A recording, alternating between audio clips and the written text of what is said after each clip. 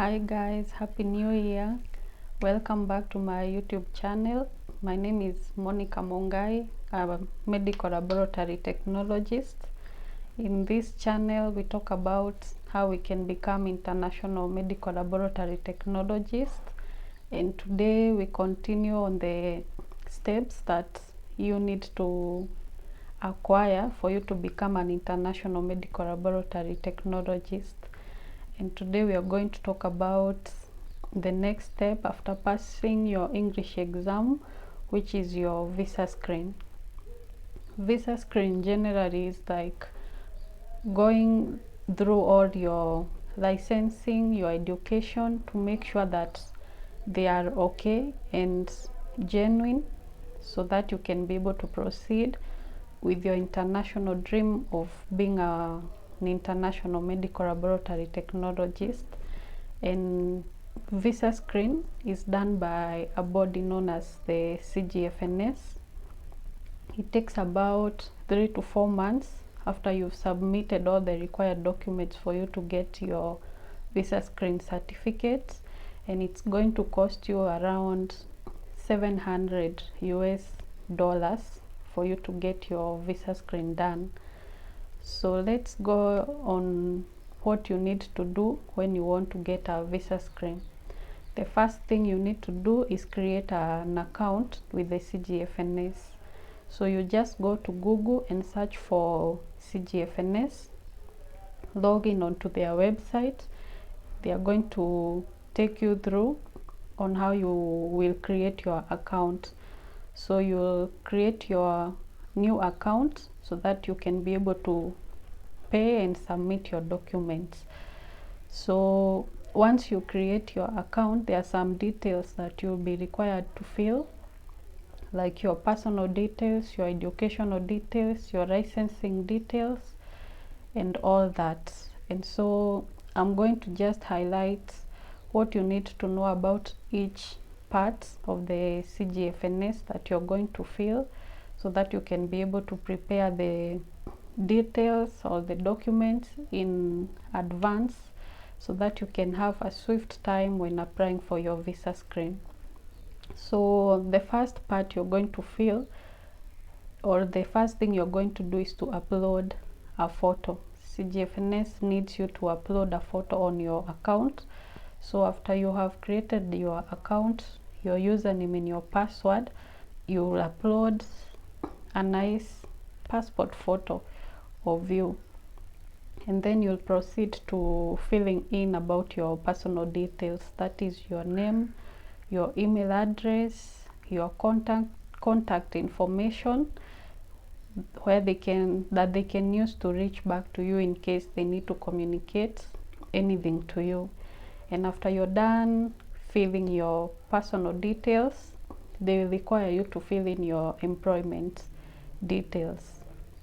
So with your employment details, they need the name of the company you're working for, the date that you started working, and the name of your supervisor, and also the position that you hold in your company.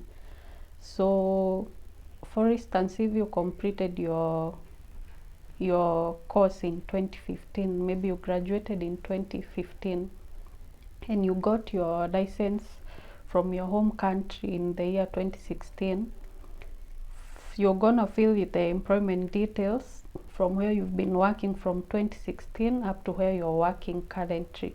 Even if it's an internship, you can just indicate that you are in a certain company for a certain period of time, and the position that you held in the company, you are an intern, or you are working there as a medical laboratory technologist.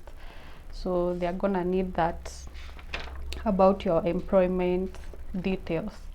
The next thing they are gonna need you to fill is about your licensure. So at this point, you already have 2 licenses, a license from your home country and a license from the ASCPI. So you're gonna need to fill about your home country licensing and about the ASCPI licensing.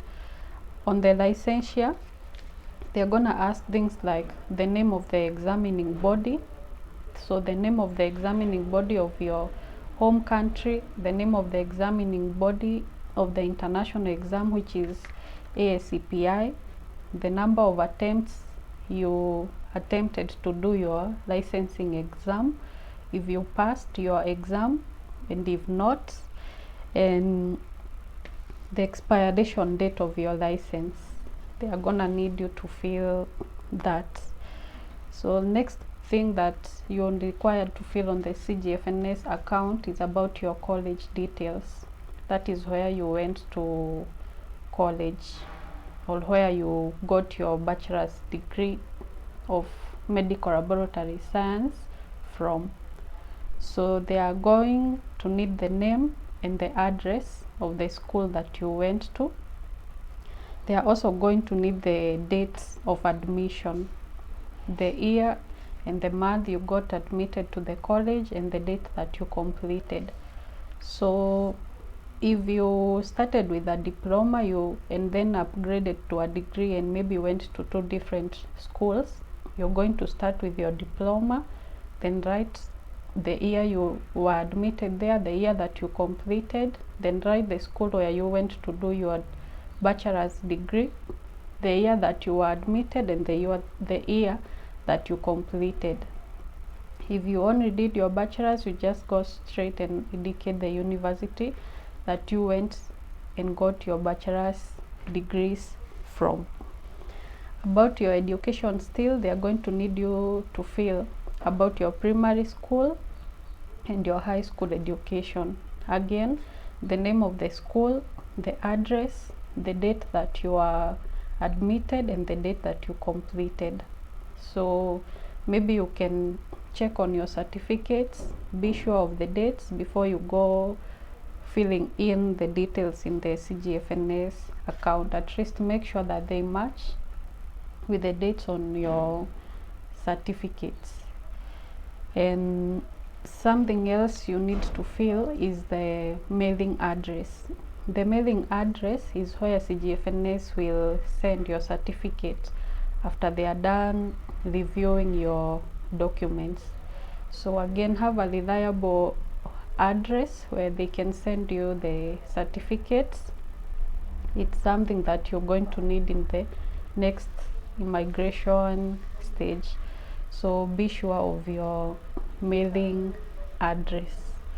So once you are done filling those personal details, licensure and education details, there are forms that you need to download from the CGFNS account. These forms, one, you'll need to take it to the university or the school where you got your undergraduate education from. They need to fill it up, and they need to also submit some additional documents. For instance, for the college that you went to, they need to submit the course outline that you studied throughout your 4 years course, the number of hours that you studied, and the number of practical hours that you had in your school. The other form, you're going to take it to your local or the home country licensing board. They are going to also fill it up, and they are also going to submit some additional documents like your certificate of registration, a copy of your license, which they need to certify before they send to CGFNS.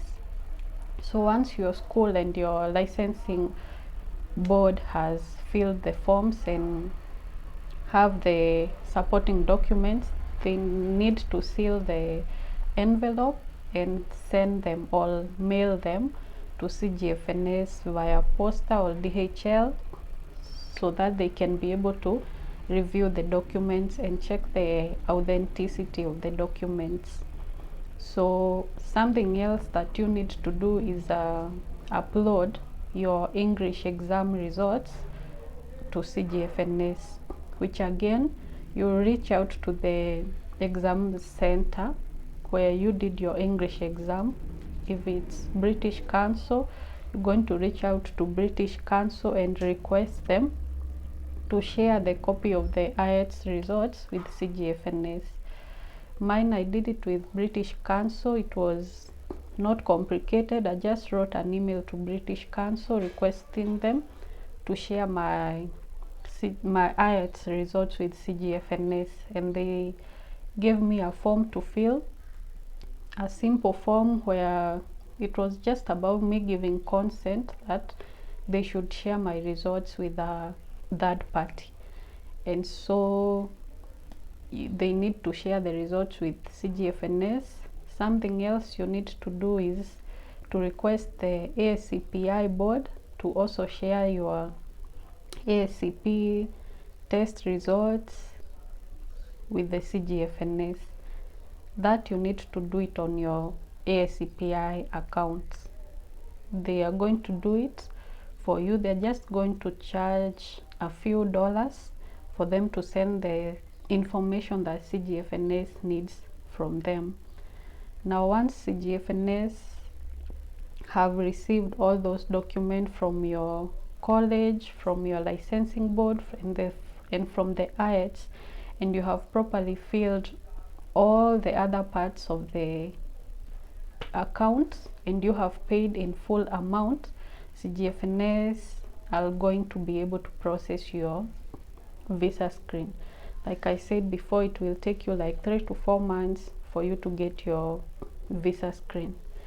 So it's not a very complicated process. Once you just follow the instructions, it's an easy process that will just take about maybe few minutes to an hour. Once you just gather the right documents, the right dates, the right addresses, it's going to be easy for you.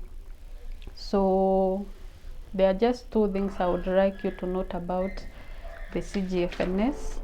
One is when you are creating the CGFNS account, this is a good thing about them, and maybe you realize that you don't have a particular date or a particular address of your college or something, and you just stop filling the details in your account. You can leave it there and maybe come back to it tomorrow or a few days later. The good thing is it will not take you back to the starting point. You'll just be able to continue from where you stopped. So that's a good thing about the CGFNS. And the second thing, once you enter a certain detail, let's say like your year of completion, and you realize that you've entered the wrong year, or you've entered something that you have come to realize is not what you wanted to. One thing about the CGFNS that I realized is that you cannot delete the information that you have previously entered. They give you the permission to fill in the right details, but you cannot go back and delete the previous detail that you had already entered. So once you're filling in, just collect the details first, then fill up, instead of starting to fill up and you're not sure and then you realize you need to delete. Just know that you cannot delete, and if you need to delete, you need to give them a reason as to why you need to delete, and they will delete it for you. But to make it simple for you, gather the documents first. The money, as I said, it's $700 US. It's a little bit expensive, but it's a certificate that's going to serve you for 5 years. So I wish you all the best as you continue with your dream of becoming an international medical laboratory technologist. Let me know if you have any questions about the CGFNS. You can just leave the questions in my comment section and I'll be glad to assist. So thank you for watching this video. I'm looking forward to creating more and more informative videos on how to level up as a medical laboratory technologist. So I wish you a happy new year. May it be prosperous and full of God blessings. Thank you.